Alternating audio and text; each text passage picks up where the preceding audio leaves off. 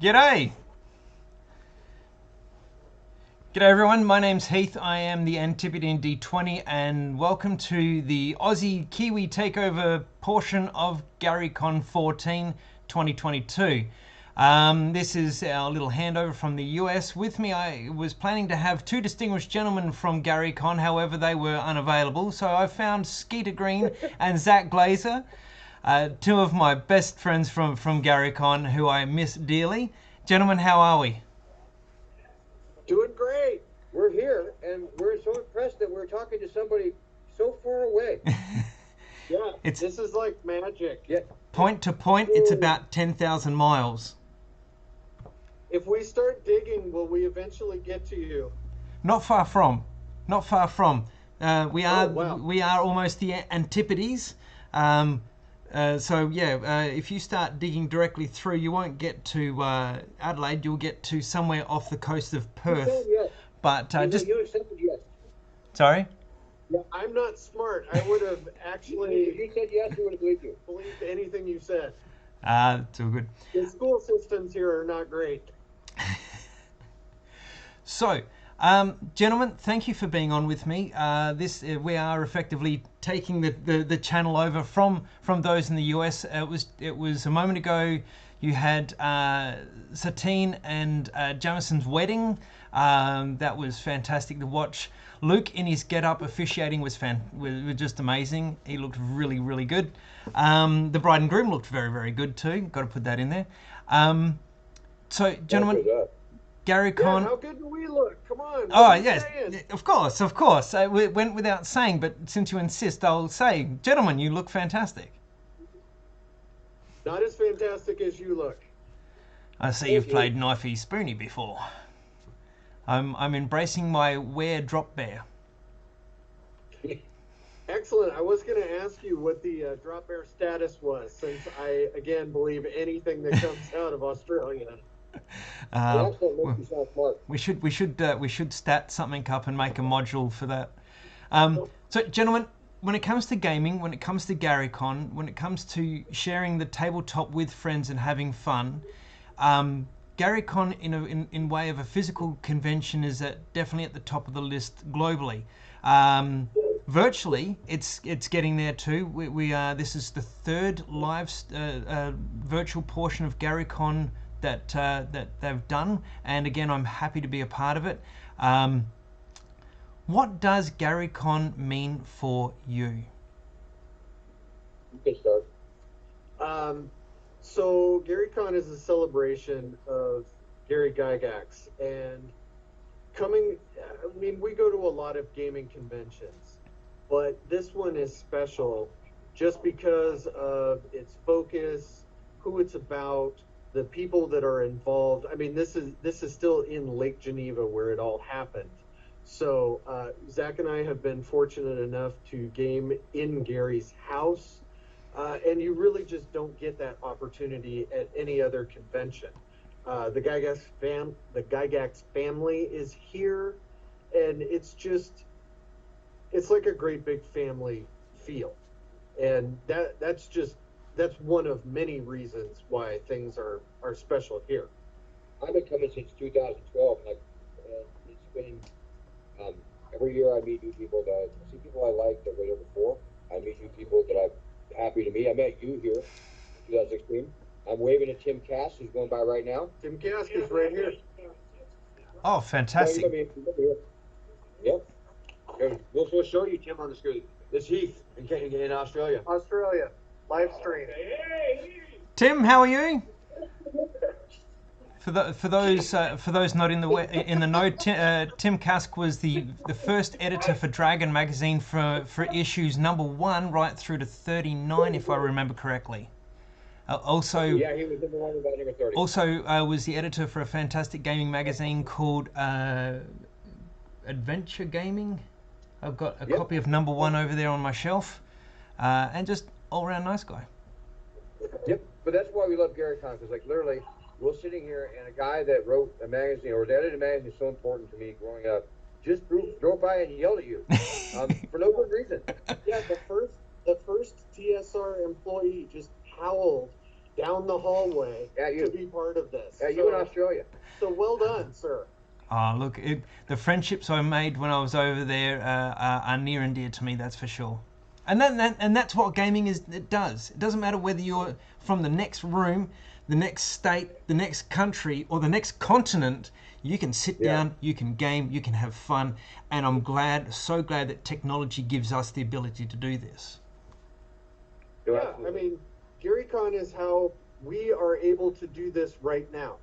If there had not been a GaryCon and we have not met you here and, forged this friendship on the internet, we would not be talking right now. Absolutely not. So it's amazing.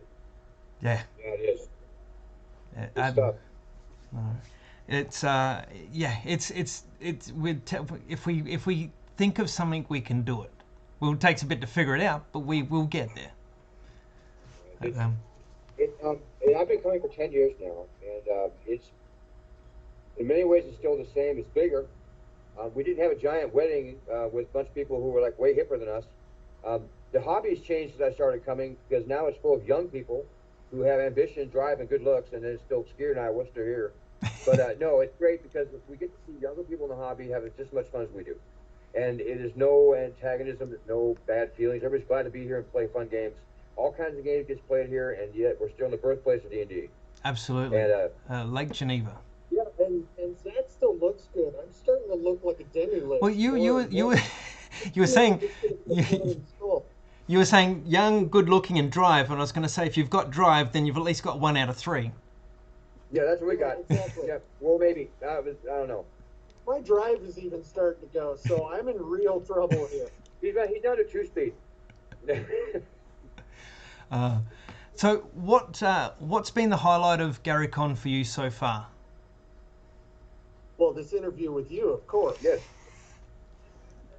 No, honestly, knowing that the handoff to Australia, knowing that competence is coming, thank you. Yeah. That we know that it's all on its way. Go Commonwealth. No, seriously. The highlights actually for me have been the fact that I come in and I see people that I really haven't seen now almost 3 years because of the pandemic. Yeah. And it was like yesterday. Yeah. It was knowing that like I see people that I just haven't seen in forever, and they're still my friends, they're still my people. And I was here with a guy who, he's a friend of mine I work with, who's first time there, both first timers coming. And he said to me first night, the exact same thing I said when I got here, is that these are the friends I always should have had. Here they all are. See that, and that's true. Brilliant. That's a fantastic thing. That's a memory that they'll have and hold for a long time coming. Yeah. Yeah, I have friends that I played D&D with in junior high and high school and all that time. I'm not still friends with them, but I am friends with the ones that I've made from these conventions and this time over the last 22 years that I've been going to conventions. Yeah, tight. And guys like this lummox. Yes, lummox. I like to throw out my vast vocabulary. Lummox. That's the best you could do. I'm an enwriter, with words and everything. Yeah. And that's one of the things too. Like for me growing up, I was always a kid that was pulling electronics apart and trying to see how it worked. I was the kid that wanted to know why. My sister was the artsy one that painted and did stuff, and the contact I had with the game books of the late great Joe Deaver, Lone Wolf, and he was a big fan of AD&D. That's what got me into gaming a lot more than just watching movies and playing some games on like the early games on the computer. Even going back hark back to the good old Commodore 64. But it was D&D. You got him with that one. That started to, and I know, and I had to throw that in because I know Zach is a massive retro gaming fan. So is my wife. But I playing D&D and playing Rifts and playing the Star Wars RPG. Now I used to like to write little stories and bits and pieces, but it watered that seed for me, to the point where something like this, I don't think I'd be doing what I'm doing now, with what I'm doing with trying to show off Aussie gaming and that sort of thing. And I'm not the only one here in Australia. We are a vast army of eager gamers. I don't think I'd be doing that without D&D watering that seed of adventure. Yeah, I mean, I've gotten the opportunity to find out about and get into more games than I ever had imagined back in the very late 70s when I went down to my cousin's basement. They were playing a game, and you could be a fighter and swing an axe and kill monsters. It's like, oh, my mind was blown. And then I got killed almost immediately. And that was 43 years ago. And yeah, it's insane how things have progressed. You know, I never thought I would be on this kind of trajectory, and now being part of a small publishing company and having worked for other small publishing companies, it's been an amazing ride. And the best part is when you get to like talk about this stuff, one of the things about Dungeons and Dragons when you get into this, you can't help but create. You can't help but create. Even using books produced by the big company itself, but you still make it your own. So a book may be written by somebody else, but when you're done playing that game, it's your story. Yeah. The story you share with your friends. And yet we can all talk about how the time we went to Tomb of Horrors, we all know that moment. We all know what we mean. Although the outcome was different, it's the same story that we all share. And that's what makes it different, because you can't see from here across the poster of the Tomb of Horrors. And it's about the module we all play. And they're playing again with the Tomb of Annihilation, right? We're all sharing the stories again. And we're sharing with people all across the age groups, and it's great. It's happening here, but it's also happening at home. It's happening online. Like I was talking to Matt today about the virtual stuff, and it's just great to watch and participate in it. It's just wonderful. And the fact that you're here is awesome, because I never thought I'd see you here again. But here you are. You're here. You're actually right here talking to me at Vericon. It's awesome. Yeah, I feel like I need one of those little iPad robot things that Sheldon had in Big Bang Theory, where he drove around, and I need to set one of those up for. But the aim is to. We should look at it next year. Well, the aim is to hopefully be there next year, and if not, well, then it'll be virtual again for me. Well, if you're here, we'll make you Heatbot too. Yeah. Two places at once. Next year, we'll just get a GoPro and put it on Zach, and you can just follow his adventures the entire weekend. You don't want that. Because, it's going to be a lot of going out for a smoke. I don't smoke anymore. It's going to be a lot of him going out to vape. That's true. Whatever. Gentlemen, oh, hang on, I did have a question, and now it's departed the grey matter. We'll just have You throw me off every time you say gentlemen. I'm like, is somebody else here? Not gonna be. Oh, yeah, okay. That tracks. Oh, no, it's gone. I had a thought, and then we laughed, and the thought said, I'm not hanging around. That's great. It's a thought eater. It's actually page 47 of Monster Mash thought eater. I'm sorry about that. Yeah, little duckbill guy. Fantastic. Thoughts back. You were saying about first characters and that sort of thing. My first character in AD&D was a dwarven fighter. Cannot remember his name, and he didn't last too long. But probably my favourite character that I've had, and we won't go too much into it because we don't want this turning into a meme of tell me your backstory. Was a wizard that I based on a Tracy Hickman, Margaret Weiss book series called Deathgate Cycle. So I had a wizard called Haplo. What has been the sort of the best memory character-wise for both of you because of gaming? Oh shit! I was actually DMing a game, and it was a bunch of new game friends from when I had started gaming, actually with Bill Knauer. So it was a whole new group when I got into Frog God Games, and what happened was we were dealing with a giant anthill, and the there was a wild boar that they had killed, and they wanted to roll it down this ant hill to kind of distract the ants. And at the very last minute, one of the characters jumped on the the boar and rode it down the hole, and we called that the Porkball Express for the longest time. And even now on Facebook, that will occasionally pop up in the little friend group as a plan that is all balls and no brains. We call that a speeder. Yeah, it's the Porkball Express, and I still use that to this day to describe something absolutely ludicrous. And oh, the next question is: he absolutely got killed by the ants in this hill. But I was going to ask. Champ. Let me see, actually, let me see my favorite character. Let me see my favorite creature. And I said Gary Con's where it came from is because I was innovating Scott Swift, and we invented a creature called the Stank Hog. And we did prove a book about it, actually, about basically a large starting pig, and he sold very well.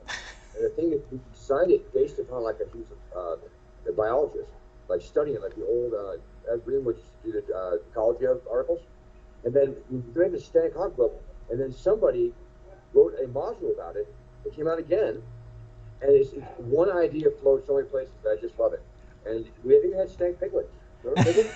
Yeah, no. I wrote this adventure based on a frat house experience that I had actually experienced. So these stank hogs got some fermented fruit and got drunk and violent. So yeah, it was a frat party. No, because that's what I love the series part. Like, I mean, I can remember a few characters. I don't remember them that well because they're dialogues on the first edition guy, right? But I can remember the stories that are created from those bases and things I met. His name is Scott Swift, who I met here. He ran the Stank Hog with an idea we had. Skier wrote the Stank Hog book. Jen packs up, puts it envelopes, and we ship them out. I mean, still to this day, there's still ones that we enjoy and we have spread around. And it's just that kind of creation that goes out to hundreds of people because we just meet somebody and talk about it. We met people tonight in a seminar that we're in. They have made things already that got out to more people than I ever made the first time I tried. And they're making fun stuff. Yeah. Great artists and cool people. Yeah, it's a great time to be a small publisher, and Creator. With the way technology has advanced, it makes it possible for more creatives to get their art out there and to find other people to collaborate with. Yeah, that's... This is what we all want to do as kids anyway, is to create stuff, right? But everybody gets to do it now, and it's a way to do it. It's fun. And Americon, in places like this, both online and here, are ways you're going to meet those people and actually see people doing it, learn from people and do it yourself, and do yourself. You run your own games, people run their, you guys are like running a virtual, like, tabletop fun house. I mean, how badass would it have been if we could have all done this as a kid, got one place and had like 18 tables of D&D going on once, we all watch it. It'd be awesome. We can do it. Now we can do it. We can do it and still call ourselves adults. I mean, how great is that? Well, adults with air quotes, big time. Okay. I noticed he said adult and not more mature, because essentially we are all still kids at heart. No, and just let us stay that way, because it would be terrible if we had to go the other way. I'm serious. Well, I'm definitely a kid at heart, because my actual age is not at all a child anymore, as I will find out when I get up from this chair. If he gets up. I may just roll to my room. We do have betting tools on how well he survives the con. Yeah. So what is Australia's takeover like? Like, you take over the money supply, or what are you doing actually? There's cyber war going on. How do you take over a con? How do I take over a con? Well, you weasel you form networks and have great friendships with fantastic people. And when you organise for a pandemic to come along and force everyone online, and then you rely on those networks to be part of an online convention. That is a sophisticated evil plot you had there. Way to go. Way to go. That's evil scientist level right there. That's right. That's Bond villain. Bond villain. $1 Australia's always billion. Oh, they make good crocodile guys. I'm kidding. No, that and you were an island full of criminals too. I did. I thought that was awful. Well, the only thing I'm going to say to Australia being an island full of criminals is, Zach, we've spoken about this. I've put the money in the bank account. You meant to drop the subject. Judge, No, look, Judge. we love our little slice of the world over here. It does at times feel like it's really far from everyone else, but when it comes to something like a virtual convention, you're pretty much in the room with me, mate. No, it has been great. The only thing about your country is full of animals that are so dangerous that I'm afraid. Like, I want to Yes. visit, but I'm afraid if I walk out of your house, a kangaroo will kick me in the head. I'm definitely afraid of flying spider clouds. Yeah, he hates Yeah. that is what he's against. Yeah, it is true that we do have some deadly flora and fauna here. Kangaroos kicking people in the head as soon as they walk out the house. I think Tom Tullis is training a kangaroo to do that, but they don't normally do that. They Well, they do it to Tom Tullis by giving money. Are there kangaroos? they might in this? they might do. Because we're interested in this. Attack the Oh rules. dear, oh dear. Oh, Gentlemen, I wanna write one of those. we're gonna have to. We, This has been a fantastic handover from the US to Australia and New Zealand. We've got about 3 minutes left. Thank you very much for being a part of this. I will let you have 30 seconds worth of final thoughts each. You first. Heath, we love you and thank you for doing this. Thank you for taking your time out to make this happen for the handoff to Australia. I can't think of a better person to do it, and appreciate you and everything you've been doing, man. You've been a Okay. hell of an ambassador to here from Ah, away. look. Since the first time we met you, we were in the booth together for Frog Guy when you came by and took our picture. Yeah, I yeah. remember. I've still And got you've that been a great- picture. No, you've been a great ambassador for your country's gaming scene ever since. And, like, I assume everybody's just as fun as you, spreading the word to everybody down in Australia. I Oh, think you guys are the absolutely. most fun people ever. The team we've got 3 fantastic GMs for this weekend. Dead Aussie Gamer, Dreaded GM, and Rob, who's from New Zealand. We're not going to hold that against him because he is fantastic, and we have got some absolutely brilliant players lined up for each game. Michael, who's Dead Aussie Gamer, he's going to kick off in about 3 minutes once we finish this. I'm sticking around to watch that. And then tomorrow we'll do I'll be on for another handover, and then Dread will play his game, and then on Sunday, which is Saturday for you guys, I'll do the handover, and then Rob's running a game that I'll actually get to play in. Right on. God save the Queen or something. Yeah, I don't think that's right. Is it something about Molson? I don't know. No, that's Canadian. Foster's for beer, man. Foster's. My bad. Yeah, if you're talking about things that'll kill you quick, that type of beer probably will. Gentlemen, it's been an absolute pleasure. Thank you very much. I think we'll wrap up here. God bless you. Say hi to everybody in Australia for us. I will do my best. Gentlemen, thank you very much. My name's Heath. This is the Antipody D20, and I've had Zach and Skeeter with me, and it's been an absolute pleasure. And now I'm going to hand over to Dead Aussie Gamer to start us off with a game stream. Thanks, gentlemen.